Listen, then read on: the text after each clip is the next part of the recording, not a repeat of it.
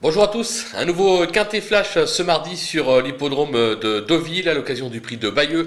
On va évoluer sur 1600 mètres, ce sera un tracé rectiligne, un tracé en ligne droite et sans plus attendre nos bases avec le numéro 8, Sagatingad, qui a des titres à ce niveau et qui se plaît sur la distance. Sa forme actuelle est sûre, il doit lutter pour les toutes premières places. Le numéro 7, Aiguière d'Argent, qui est euphorique cette année avec déjà 2 victoires et 4 accessites en 6 tentatives. La distance, pas d'inquiétude.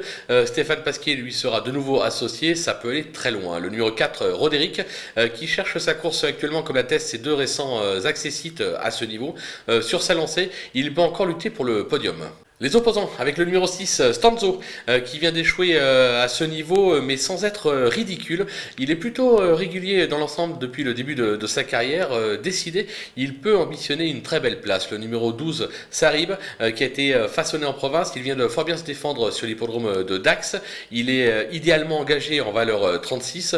Il ne faudra pas l'oublier au moment des choix, c'est l'entraînement de François Rowe. Attention avec lui. Le numéro 10, Longvilliers, c'est 100% de réussite depuis ses débuts en 5 tentative et déjà un accessite dans cette catégorie. L'engagement est plutôt favorable. Alors il passe un test, tracé rectiligne sur la distance, mais moi personnellement j'y crois. Le coup de poker avec le numéro 9, Goldino Bello. Alors vous allez me dire, il a toujours échoué à ce niveau, mais c'était en ligne droite, certes, mais sur des sprints, 1100, 1200 mètres. Là, 1600 mètres, ça devrait l'avantager.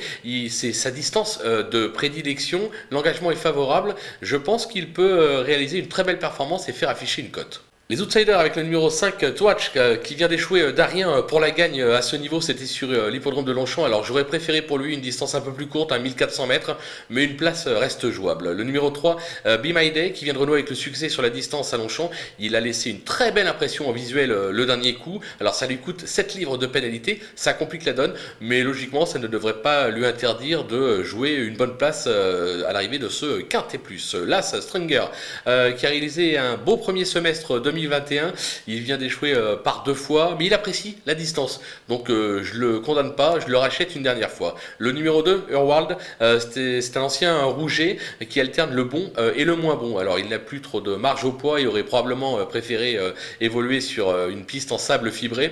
Toutefois, je m'en méfie, il peut venir accrocher une 5e place. Le numéro 16, Lex Luthor, qui compte quelques bonnes sorties à 3 ans en Allemagne. En France, ses sorties sont propres, mais sans véritablement convaincre. Alors attention, son entourage est assez confiant.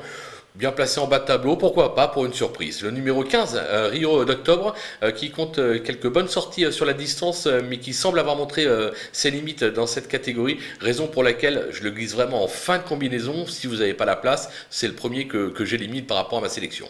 Les délaissés, il en reste 3. Le 11, The Big Smoke, son bilan dans les quintés, 2 petites 5e places en 10 tentatives.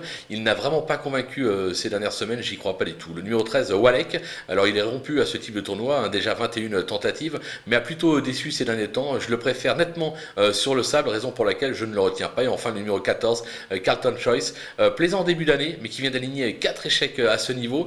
Bon, il est bien placé au poids, donc on pourrait se dire pourquoi pas une réhabilitation. Il faut faire des choix, je prends un risque, je ne le garde pas. Voilà, on a fait le tour de ce quintet, on va se quitter avec ma sélection et mes conseils de jeu. À vous de jouer.